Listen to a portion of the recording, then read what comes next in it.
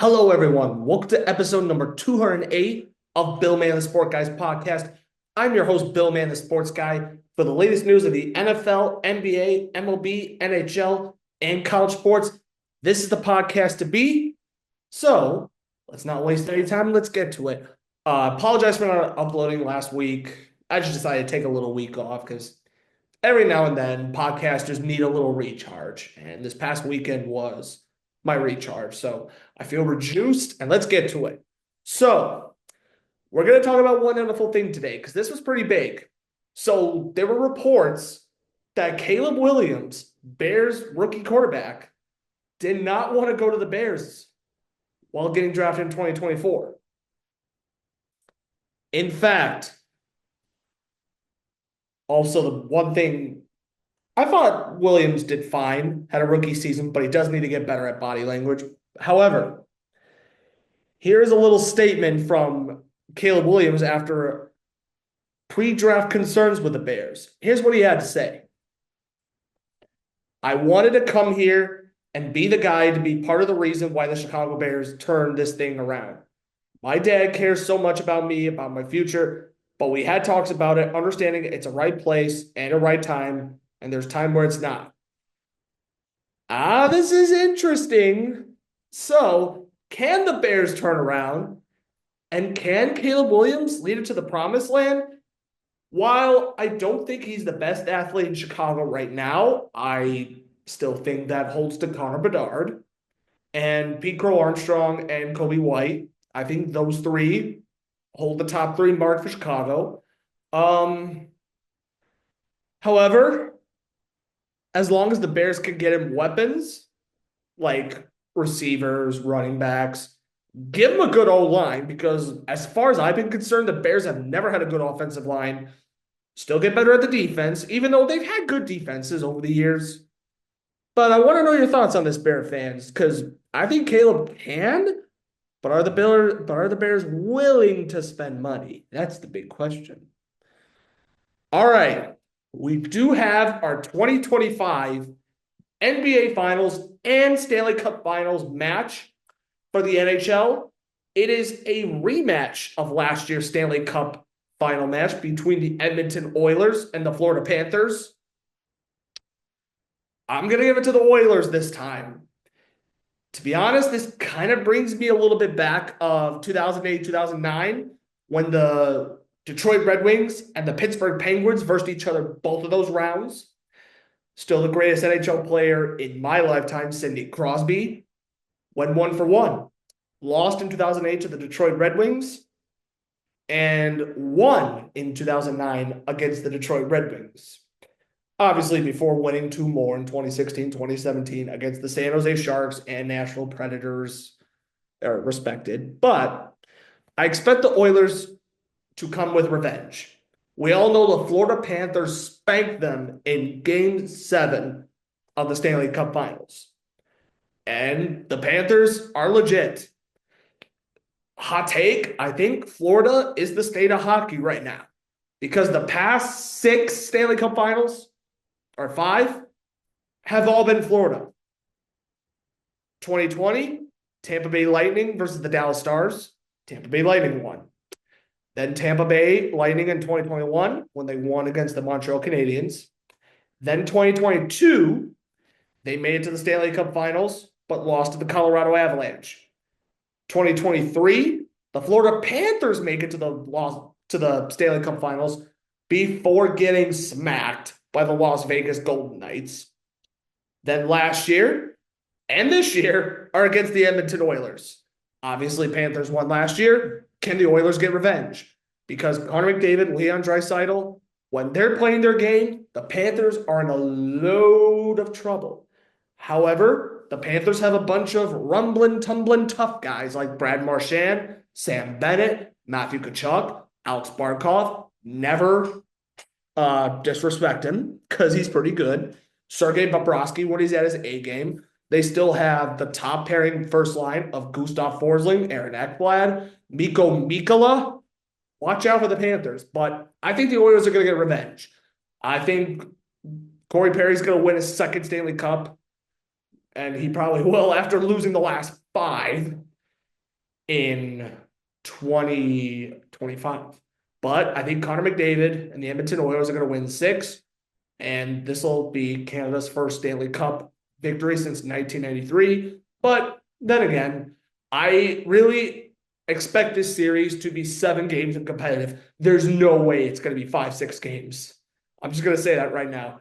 Now, for the NBA Finals between the Oklahoma City Thunder and the Indianapolis Pacers, while the Pacers did knock the New York Knicks out in 6 games, however, I'm going to say Thunder in 6. It's not going to be easy, but with the Pacers' pace of play, I think the Thunder are just going to be too much. And I think Alex Caruso is going to win his 2nd NBA ring ever. So for the NBA Finals, I have the Oklahoma City Thunder in 6. And for the NHL Stanley Cup Finals, I have the Edmonton Oilers in 6 games. Let me know who you got winning the NBA Finals and the Stanley Cup Finals. I'm curious to know. All right. Also, big hockey news that came out this week.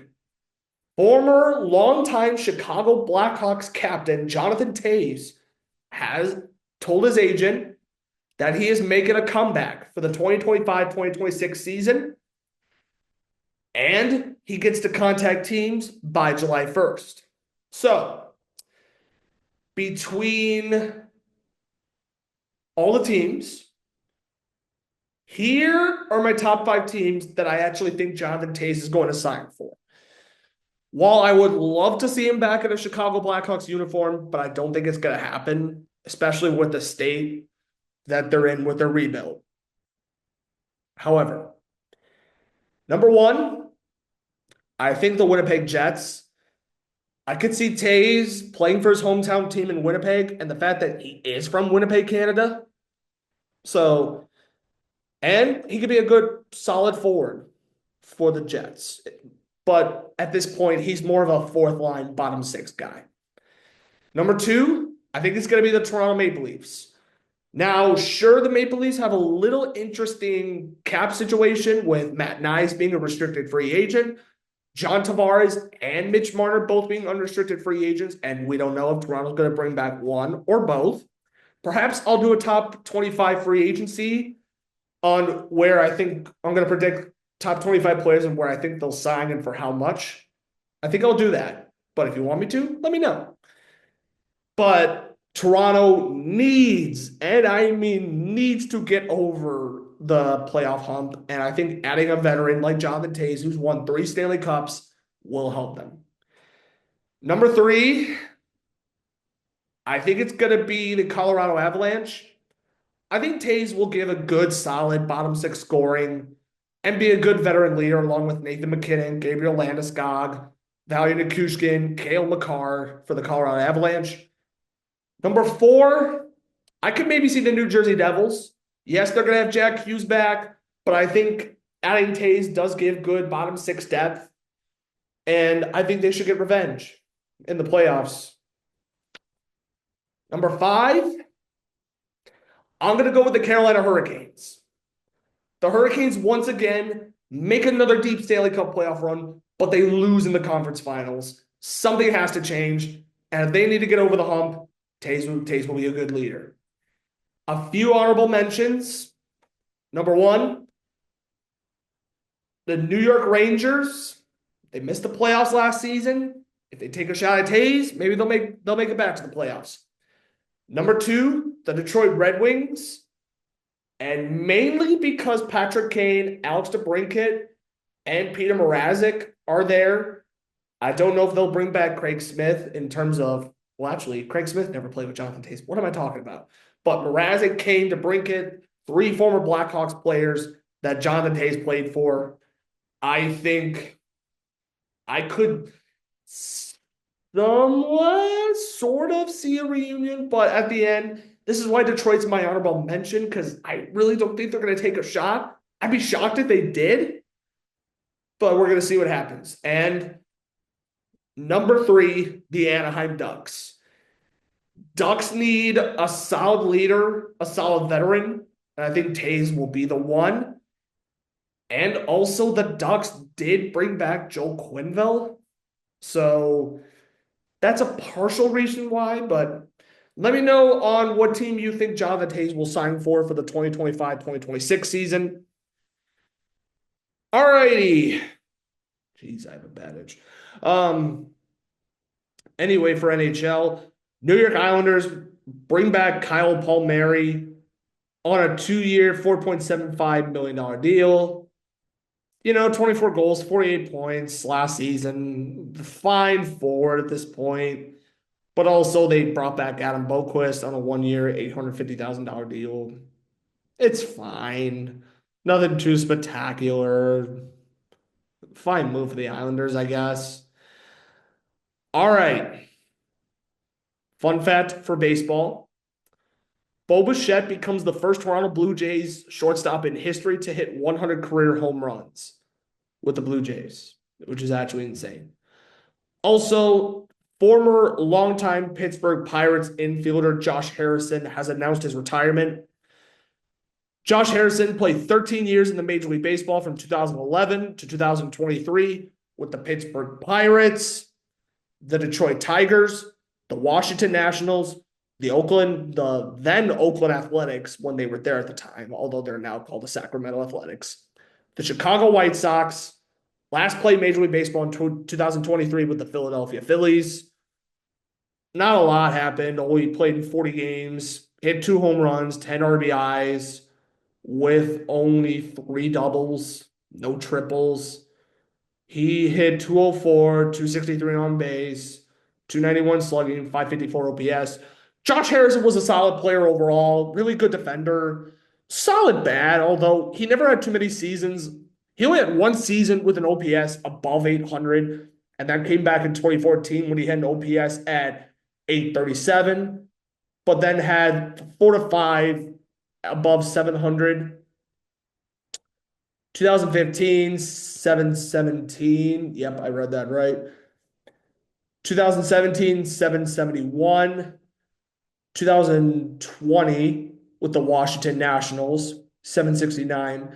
741 combined with the Nationals and the Athletics. And then that's really about it. So Josh Harrison, solid player. Good defender. Had a fine bat, but congratulations to Josh Harrison on a solid, good Major League Baseball career. I actually enjoyed watching him play during his days with the Pirates and the Chicago White Sox. So thank you again, Josh Harrison. I wish you nothing but the best of luck in retirement. Now, before we go, there is one Major League Baseball team we all need to talk about. The Colorado Rockies. I mean, yikes. Dare I say, way worse than the 2024 Chicago White Sox? Am I right? Possibly the worst baseball team in my entire life. Because they are 9-50. They lost to the New York Mets today by a score of 5-3.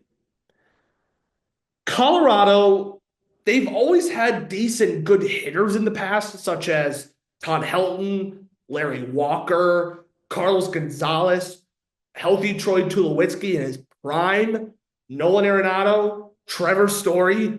All of them are gone. Now, Colorado has never been known for good pitching.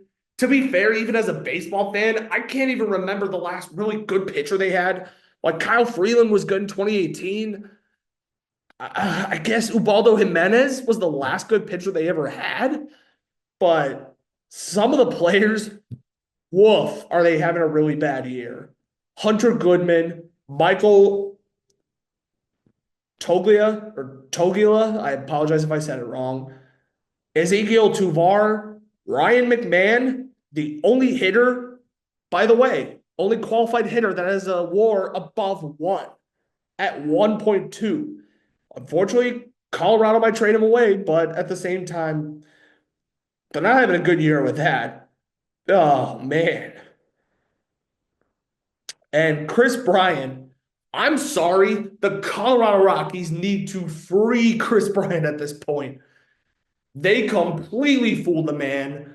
The owner and every upper management in the Colorado Rockies should seriously be ashamed.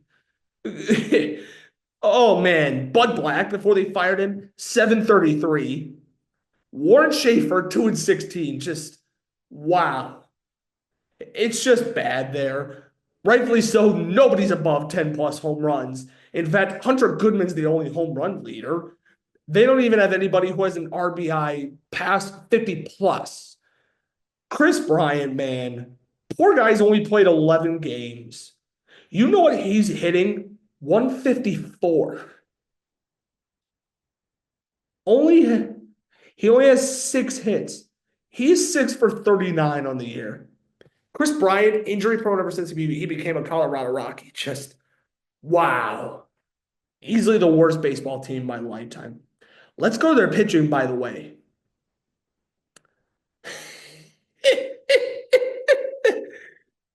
It's so bad. Oh man. Antonio Zenalda. Chase Dollander, the only pitcher that has more than one win. He has two. Anthony Silensia, German Marquez, Jake Bird, Angel Chaville, a couple of their bullpen pitchers that I just named, all have one win. Tanner Gordon has a win. Scott Alexander has a win.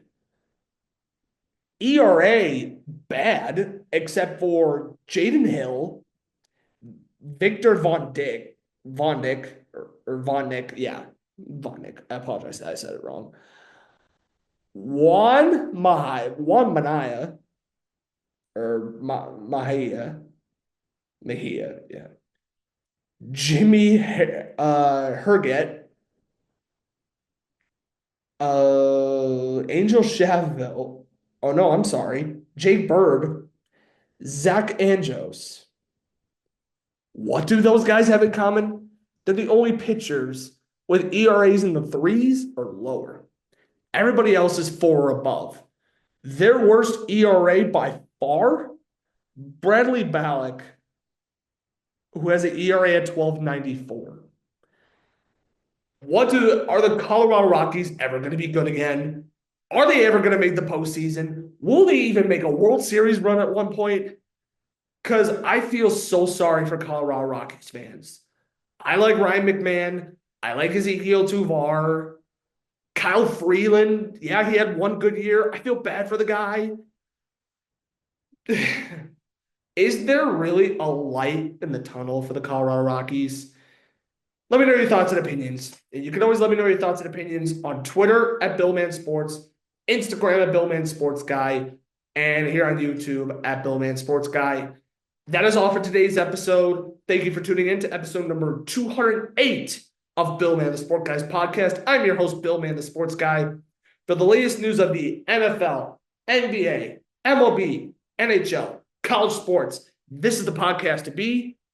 Have a good evening, everybody. Stay tuned for episode number 209. Peace.